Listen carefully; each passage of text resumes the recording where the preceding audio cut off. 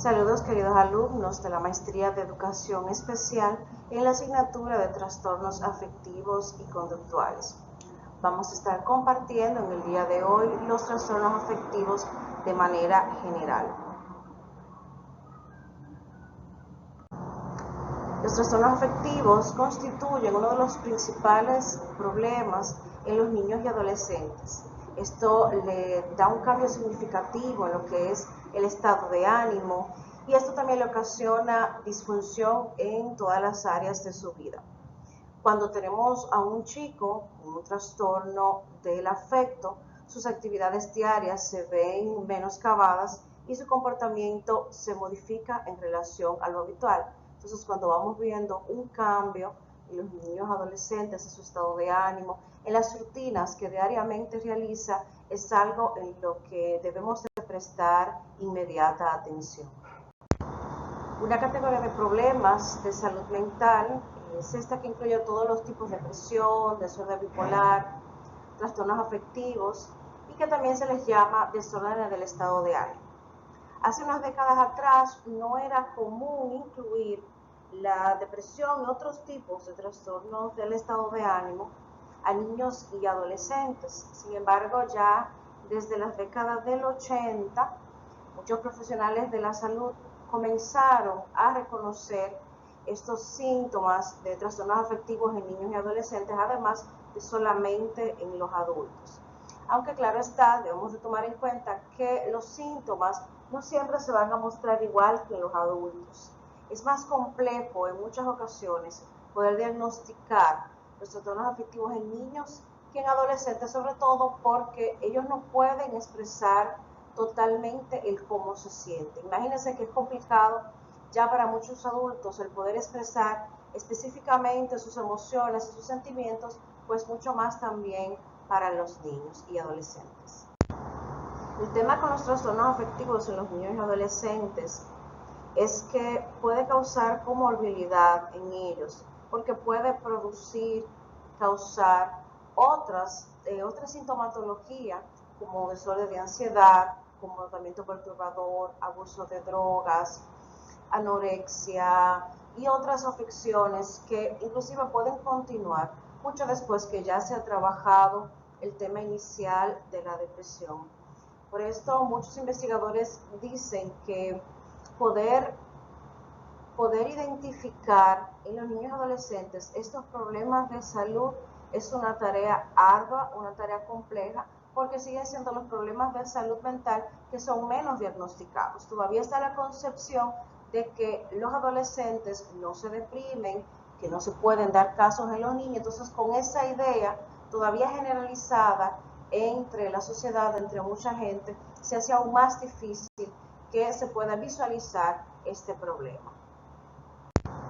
¿Qué los causa? Pues hay muchos elementos a tomar en cuenta para poder comprender el origen de los trastornos del estado de ánimo. Y una de las cosas es que no hay una certeza 100%. Todavía se sigue investigando, todavía se sigue indagando sobre cuáles son las causas definitivas sobre estos trastornos. Sin embargo, se han podido encontrar algunos vistazos, ¿verdad? Algunos pininos que nos pueden ir dando un poco de luz sobre el origen de estos. Uno de ellos son las sustancias químicas en el cerebro que son responsables ya de por sí en los estados de ánimo positivos en los seres humanos, endorfina, serotonina, dopamina, oxitocina. Entonces, cuando hay un desequilibrio de alguna de estas sustancias químicas, podría darse en conjunto con otros factores como los ambientales, eventos inesperados de la vida, estrés y demás, un trastorno del estado de ánimo. O sea, cuando hay una disminución, un desequilibrio en una de estas sustancias, podría haber una mayor posibilidad de tener un trastorno del estado de ánimo, además de lo que tiene que ver con todos estos factores ambientales y demás que acabo de mencionar. Otra cosa también a tomar en cuenta son las familias que son propensas a los trastornos afectivos y que de alguna u otra manera se consideran que son hereditarios de manera multifactorial. Esto también puede causar en niños y adolescentes a ser más propensos a tener un trastorno del estado de ánimo. Entonces, viéndolo ya como un factor genético que puede involucrar, ¿verdad?, tanto los genes de ambos padres. Entonces, son algunas de las consideraciones a tomar en cuenta sobre el origen de los trastornos del estado de ánimo. Por ejemplo, en la depresión vamos a ver que la medicación que se va a tener para este tipo de trastornos siempre va a ir en pro de nivelar estas sustancias químicas, bajar los niveles de ansiedad para poder mantener un estado de ánimo estable. Claro está, siempre en conjunto con una terapia. Dando un vistazo a la situación de nuestro país, República Dominicana, viendo las estadísticas que hemos tenido en los últimos años, en el 2020 los casos de suicidio en un 84.2% correspondieron a hombres, un 15.8% a mujeres, y en lo que fue del año se habían presentado ya 10 casos en menores de 14 años, equivalente a un 2.7%. Según el doctor Uribe, quien hace este análisis, esta reflexión, esta situación pudiera deberse a efectos de ansiedad y trastornos mentales o psicóticos. Signos de alarma que de una u otra forma conocemos como los altibajos emocionales, sueño constante, insomnio, ansiedad, depresión, cambios en la alimentación, entre otros, son aquellos elementos a tomar en cuenta para vigilar y poder intervenir a tiempo a no solamente los niños y adolescentes, sino también a todos los hombres y mujeres de nuestra sociedad.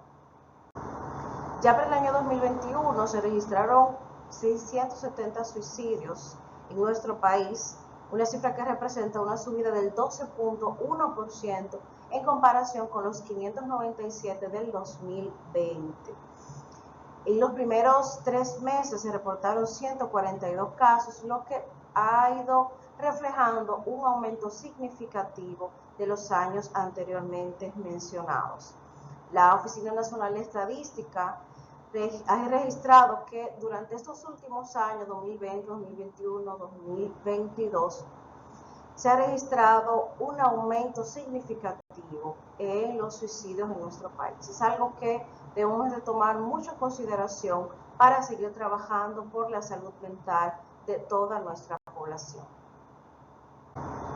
Entrando un poquito en lo que tiene que ver con la clasificación de los trastornos afectivos o los trastornos del estado de ánimo, van a tener una clasificación, ¿verdad?, dependiendo del CIE-10 o el DCM, que es el manual diagnóstico que utilizamos generalmente en Latinoamérica, en Norteamérica, entre otros. Y según esta clasificación tenemos primero lo que son los episodios depresivos, que es el equivalente al trastorno depresivo mayor en el manual diagnóstico y estadístico de los trastornos en su 5ª versión, que es el actual. Se define como un episodio que puede ser de 4 tipos: leve, moderado, grave sin síntomas psicóticos y grave con síntomas psicóticos. En la segunda clasificación tenemos trastorno depresivo recurrente, que equivale al trastorno depresivo mayor del DSM en su versión 5.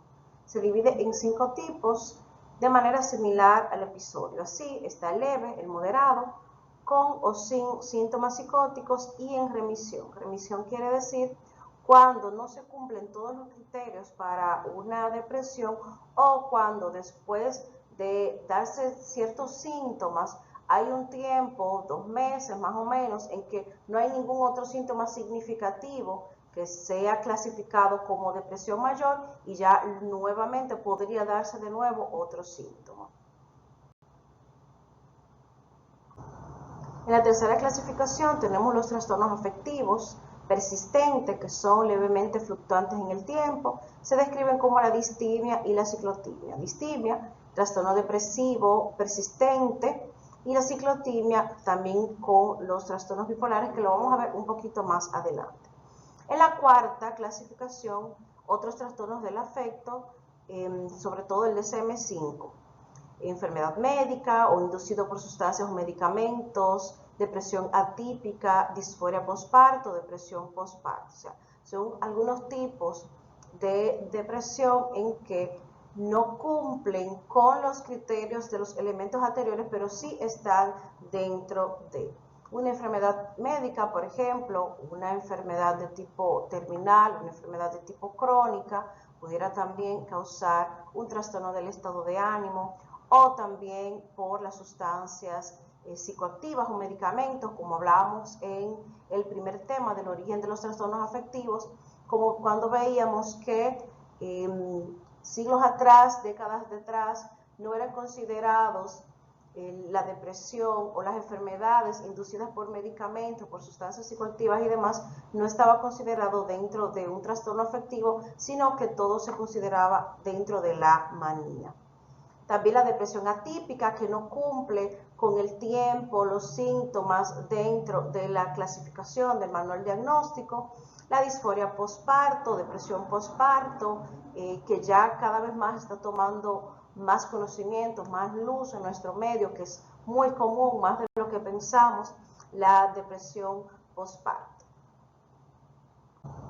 También dentro de estos está el síndrome mixto de ansiedad y depresión, una mezcla ahí bastante interesante, la melancolía, la depresión doble, la depresión enmascarada, que es el tipo de depresión en la que visualmente, exteriormente, no nos damos cuenta que la persona tiene depresión porque se ve funcionalmente normal, se ve que todas sus actividades, todas sus rutinas son en la normalidad de su día a día y no vemos que probablemente dentro de esa persona tiene una depresión. También está el trastorno disfórico premenstrual por la fluctuación de las hormonas que tenemos las mujeres durante cada menstruación. Hay casos en que este mismo desequilibrio hormonal que podría tener la mujer, la persona menstruante, podría causarle también un tipo de depresión llamado trastorno disfórico premenstrual, y también la depresión bipolar caería en esta clasificación. Las consideraciones para el episodio depresivo o episodio depresivo mayor están en 3 características.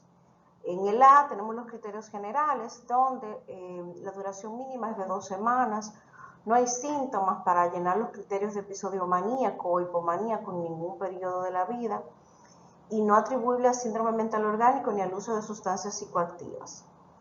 En el B, los síntomas típicos, presencia de 2 de los 3 síntomas o uno de los 2 primeros, ánimo depresivo, un grado definitivamente anormal para el individuo, presente la mayor parte del día, casi todos los días, y por espacio de por lo menos 2 semanas. Pérdida de interés o placer por cosas que normalmente le eran placenteras, sea jugar, divertirse, ir al cine, a la playa, ya eso no le causa placer, no le da ánimo, no le motiva de salir, hay que tener cuidado con esa parte. Disminución de la energía o incremento de la fatigabilidad, se cansa muy fácil o siempre siente que está cansado, que está fatigado, que no tiene energía. También tenemos los síntomas adicionales, que son la pérdida de confianza, disminución de la autoestima, los sentimientos no razonables de autorreproche o que se culpa excesivamente por cualquier cosa, siempre siente que es la víctima, que es el culpable de todas las cosas malas que le suceden. Hay también pensamientos recurrentes de muerte, de suicidio, o inclusive puede haber alguna conducta suicida de autolesión, de cortes, toma de pastillas, etc. Hay también unas quejas o pruebas de disminución de la capacidad de pensar o de concentrarse, se desconcentra fácilmente, no se puede concentrar, se olvida de las cosas, la memoria le falla, titubea para decir las cosas, se pierde a veces cuando está hablando, o hay inclusive incoherencia en el diálogo. También hay un cambio, puede haber un cambio en la actividad psicomotriz, o sea, en la forma inclusive de caminar de la persona, de movilizarse. Puede haber un enlentecimiento de los movimientos de sus manos, de sus piernas, de su cabeza, de su forma habitual de caminar, de movilizarse, de desenvolverse. Personas que vemos muchas veces que caminan siempre con la cabeza hacia abajo, tristes, como que le pesa, que normalmente no caminan o no son así, podría ser un síntoma a tomar en consideración. También cualquier tipo de alteración del sueño, sea poco sueño o demasiado sueño. Ambos extremos hay que tomarlos en cuenta. Cambio en el apetito también, sea el aumento o disminución. También los atracones en horas de la madrugada, en horas de la noche. La ansiedad por comer y demás también es un elemento a tomar en cuenta. Cambio de peso, o sea que aumente bruscamente o que disminuya bruscamente, es un síntoma también a tomar en cuenta, tanto en niños como adolescentes como en adultos. También a tomar en cuenta una perspectiva sombría del futuro, o sea, estas personas piensan que la muerte es la única solución o piensan que el futuro es horrible, que no vale de nada luchar, que no vale de nada estudiar, que no vale de nada levantarse en las mañanas, porque el mundo como quiere es malo, el mundo como quiere es sombrío, no vale la pena. Todo este pensamiento negativo, todo este pensamiento sombrío del futuro y de la vida también es un síntoma a tomar en consideración.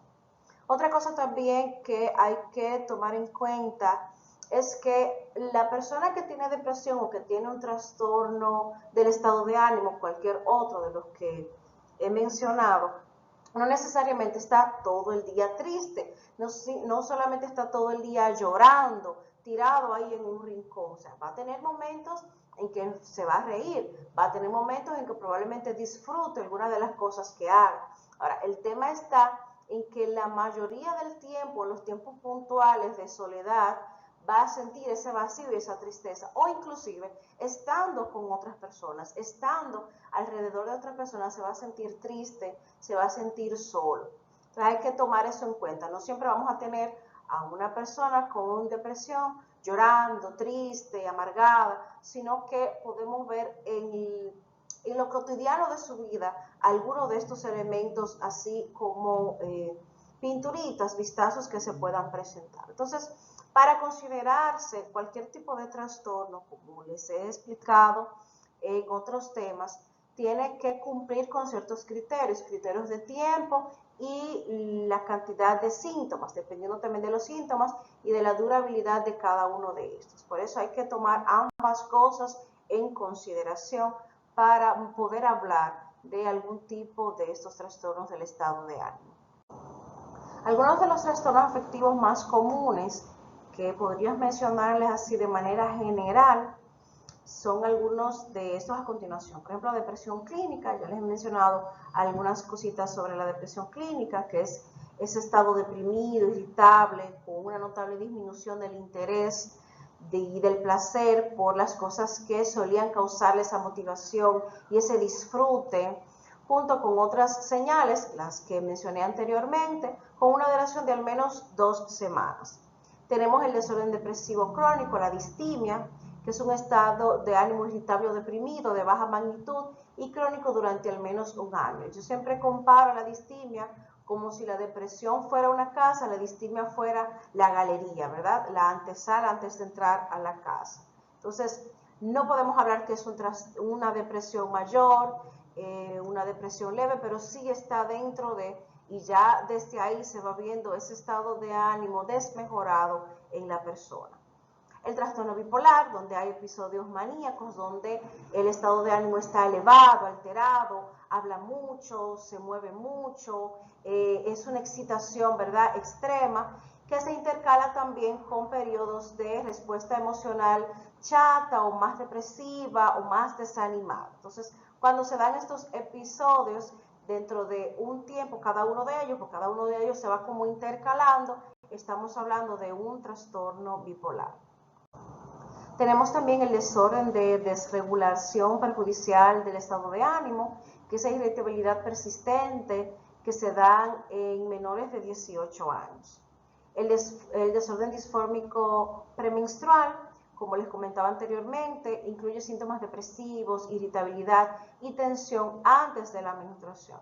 Esto tiene que ser tratado porque en la continuidad del tiempo podría llegar a una depresión mayor, a un estado mayor, si no es tratado.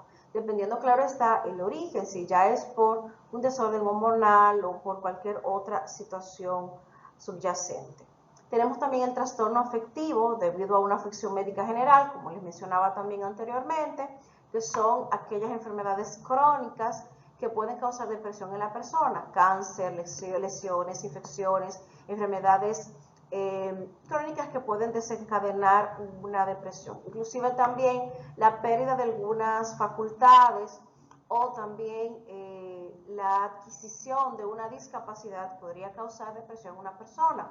Un accidente que podría causar que la persona pierda su capacidad motriz, que quede entonces con una discapacidad motriz, que pierda el habla, la escucha. Cualquiera de estas también podría causar una depresión en la persona, en el niño, en el adolescente. También tenemos el trastorno afectivo inducido por drogas.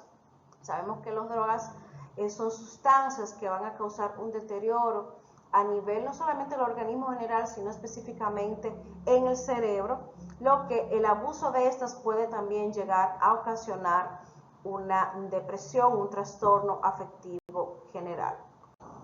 Uno de los síntomas que tenemos que tomar mucho en cuenta con los niños, adolescentes, adultos, es la anedonia, como mencionaba también anteriormente, es esa incapacidad para sentir placer, para sentir gusto, disfrute por las cosas que anteriormente motivaban y hacían feliz a la persona. Entonces, esa imposibilidad para reaccionar ante esos eventos, ante esos estímulos que anteriormente ocasionaban placer, se denomina anedonia. Entonces, ¿quiénes son los propensos a padecer anedonia? Personas de cualquier edad en estado depresivo, personas en abstinencia por drogas, personas con esquizofrenia y también con ansiedad.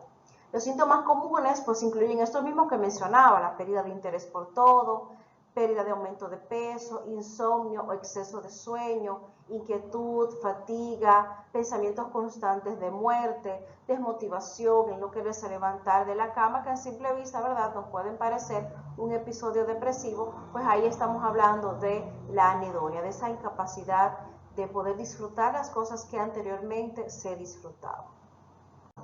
Algunos de los síntomas que debemos de tomar en cuenta para la intervención oportuna en niños y adolescentes, según su edad y también el tipo de trastorno presente, son los que vamos a mencionar a continuación. Cuando vemos sentimientos continuos de tristeza, sentimientos de desesperanza, impotencia, baja autoestima, sentimiento de inadecuación, culpa excesiva, como mencionaba también anteriormente, que sienten que son culpables de todo lo que les pasa, sea a nivel familiar, personal, académico, sentimientos de querer morir, pérdida de interés en esas actividades que usualmente disfrutaban, son esos síntomas a tomar en consideración. También dificultad para relacionarse como antes lo hacía con los demás, perturbaciones del sueño, cambios en el apetito, en el peso, falta de energía, dificultad para concentrarse, disminución también en la capacidad de tomar decisiones, pensamientos suicidas o intentos de suicidio, molestias físicas frecuentes, por ejemplo, refiere constantemente que le duele mucho la cabeza, que le duele mucho el estómago, que se siente cansado, se duerme en clases, se duerme donde quiera, o sea, eso hay que tomarlo en consideración. Se va de la casa o amenaza con irse de la casa, tiene una hipersensibilidad al fracaso, al rechazo, o sea, sabemos que en la generalidad no nos gusta sentirnos rechazados o fracasar en las cosas que nosotros nos ponemos como meta.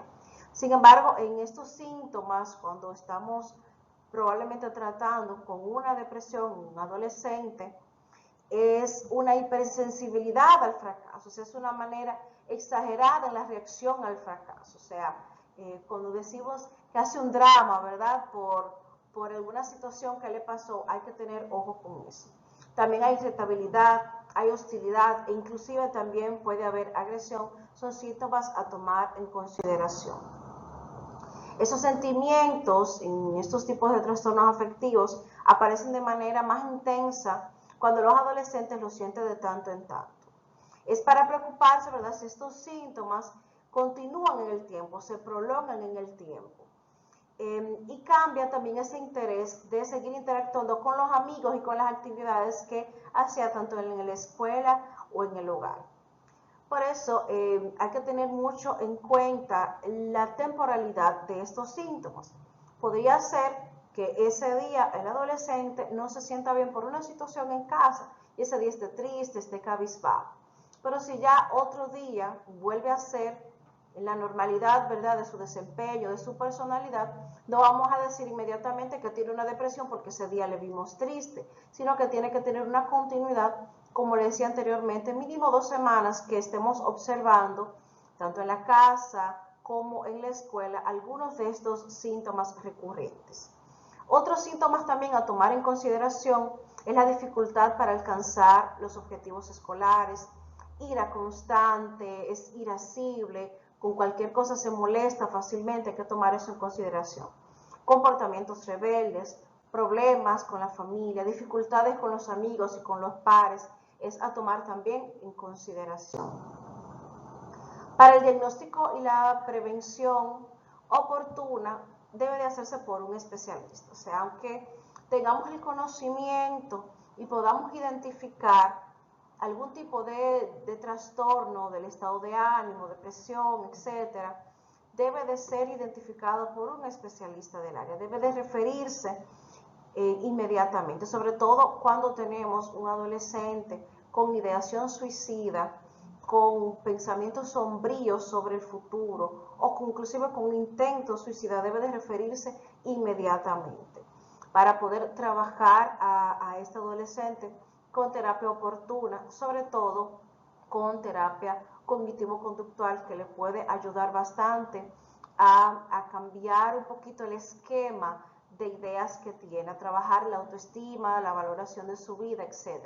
Pero se debe de referir inmediatamente, nosotros podamos identificarlo. Y claro está, se debe de trabajar aunado tanto en casa como en la escuela todos los elementos para fortalecer el autoestima, para trabajar los pensamientos negativos, que en los estados depresivos hay muchísimos pensamientos negativos que atan muchísimo al adolescente, a la persona, y son los que hacen muchas veces que cometan acciones que atenten contra su propia vida.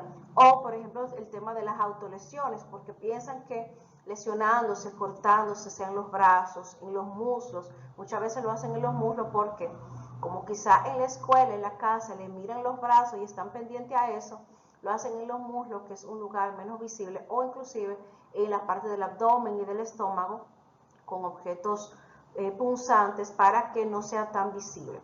Entonces, cualquiera de estas sintomatologías debe de ser referido, y en algunos casos inclusive debe de ser medicado para nivelar los estados de ánimo y también disminuir la ansiedad. Otra parte es también la prevención desde el trabajo de los riesgos psicosociales, y es una de las cosas que tenemos en nuestro trabajo en las escuelas como psicólogos, orientadores, docentes, que es la prevención desde los riesgos psicosociales, sea por el contexto donde estén insertos nuestros alumnos, nuestros adolescentes, nuestros niños, como también por las necesidades específicas que tenga cada uno, dependiendo de su contexto familiar, el académico, el social, el familiar. Tomando esto en consideración, se debe de trabajar constantemente la autoestima, las emociones, el manejo de frustraciones, la solución de problemas. Todo esto se debe de trabajar con mucho énfasis desde cualquier edad. No hay que esperar que se llegue a la secundaria o que ya sea adolescente para trabajar estos temas, sino desde pequeño se debe de trabajar todo lo que tenga que ver con la prevención de los riesgos psicosociales. También el tema de las sustancias psicoactivas, también hay que trabajarlos con ellos. El tema de la sexualidad humana, la afectividad, todos estos temas que comúnmente se trabajan dentro del calendario escolar, debe de siempre hacerse mucho énfasis en esto. No solamente los orientadores y los psicólogos, sino toda la comunidad educativa, hacer mucho énfasis en esto, y también con los padres, para desde la prevención, el diálogo y la comunicación poder intervenir oportunamente estos casos y que no lleguen a una condición peor en algunos de ellos. El tratamiento para los trastornos afectivos va a estar determinado por el proveedor de atención médica, o sea, por el psiquiatra especializado, ¿verdad?, en tal o cual afección que tenga este adolescente, que tenga este adulto, niño, quien sea, es que va a determinar eso. Ni el psicólogo medica, ni el orientador medica. Por eso estos casos ya de gravedad se refieren, se trabajan desde la terapia clínica, y si hay necesidad de, entonces debe de haber un tratamiento farmacológico siempre y cuando lo amerite. O sea, no porque ya el adolescente tenga una depresión es obligatorio que haya que medicar, no. Ya la medicación va a ser en consideración de muchísimos factores. Por ejemplo, la edad, el estado general de salud, la historia clínica del adolescente, del niño, la gravedad de los síntomas, el tipo también de trastorno afectivo. Hay veces que también tenemos una doble combinación de trastornos. Podemos que tengamos un trastorno depresivo, pero que también tengamos un trastorno de personalidad. Entonces, en esa combinación podría necesitar medicación.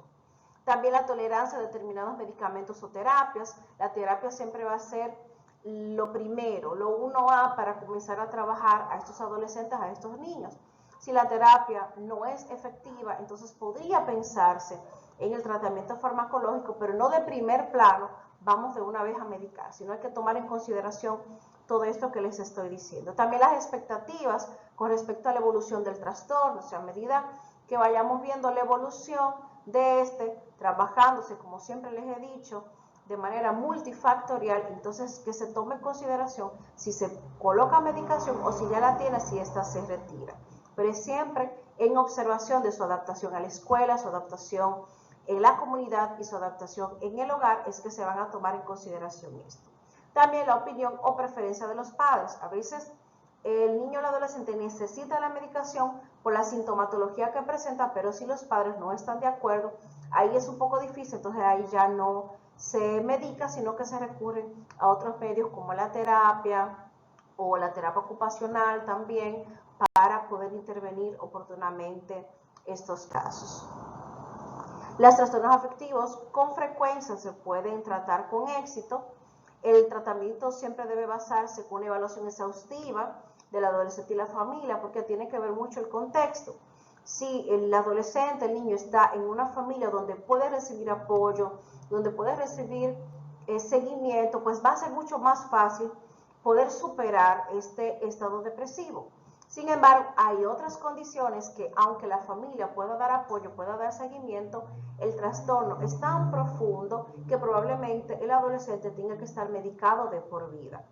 He tenido casos de adolescentes de 15, 16 años que están medicados, que por el tipo de depresión que tienen y por la sintomatología que presentan de desorientación, de desestabilización aguda, necesariamente van a tener que estar medicados de por vida.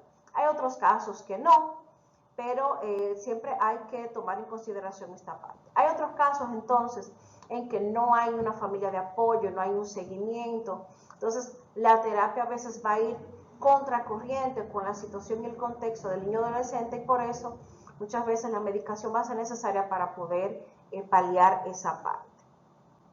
Los medicamentos, en especial combinados con psicoterapia, han demostrado ser muy efectivos, como acabo de decirles, tanto en niños como en adolescentes. La psicoterapia con más frecuencia utilizada es la terapia cognitiva conductual para adolescentes, centrada en cambiar, como les decía también anteriormente, en esa visión distorsionada de su vida, de su presente, del entorno que les rodea y de su persona. Trabajar las relaciones difíciles, identificar cuáles son esos elementos causantes de estrés en el entorno de ese adolescente y así también cómo evitarlos. Todo esto se debe de trabajar en esta psicoterapia para poder superar la sintomatología depresiva. La terapia familiar también puede que sea muy necesaria, sobre todo en familias donde el esquema familiar es disfuncional y arrastra no solamente el adolescente, sino también los padres o los otros miembros que compongan la familia, arrastran ya de por sí muchísimas situaciones de conducta, de afectividad, de vínculos que también afectan al adolescente, pues va a necesitar también la terapia familiar aunada con la psicoterapia individual del adolescente. También constantes consultas con la escuela del adolescente.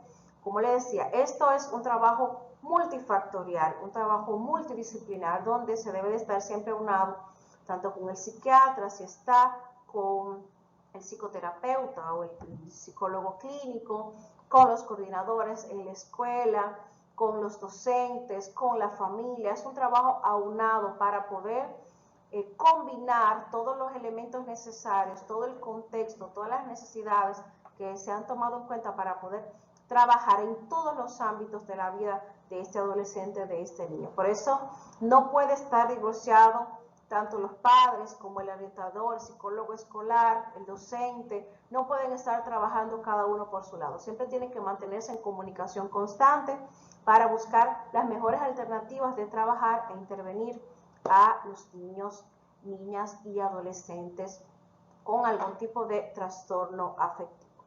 Como podemos ver, todos estos trastornos afectivos van, en resumen, a afectar el día a día del niño o del adolescente, y viendo esta sintomatología que yo les he mencionado nos da un poco de luz para poder identificar cuando algo no va bien en este niño o en este adolescente. Inmediatamente que yo vea alguno de estos síntomas y que en la observación vea esa persistencia, esa recurrencia de esos síntomas, ojo con eso. Tengo que de una vez intervenir como docente, referir, como psicólogo, intervenir, como orientador, acercarme a la familia y ver cuáles son los elementos que están afectando a este alumno, a este adolescente, para entonces, si es necesario, referir, o si es necesario, trabajar en conjunto con la familia para poder trabajar oportunamente cualquier tipo de sintomatología o de situación que tenga. Así, de manera general, estos son algunos de los síntomas, de los trastornos más comunes en adolescentes y en niños. Obviamente hay muchísimos más trastornos afectivos que pueden darse, pero estos son algunos de los más conocidos y de los más comunes con los que nos podamos encontrar. Y también la sintomatología que les expresaba son de las que más tenemos que tomar en consideración al momento de observar y de dar seguimiento a nuestros niños y adolescentes. Así que cualquier pregunta, cualquier comentario, me lo pueden colocar acá debajo y con gusto les responderé. Esto ha sido todo por hoy con este tema, ¿verdad?, de trastornos afectivos que une todo lo que venimos trabajando en clase. Un abrazo y feliz resto del día.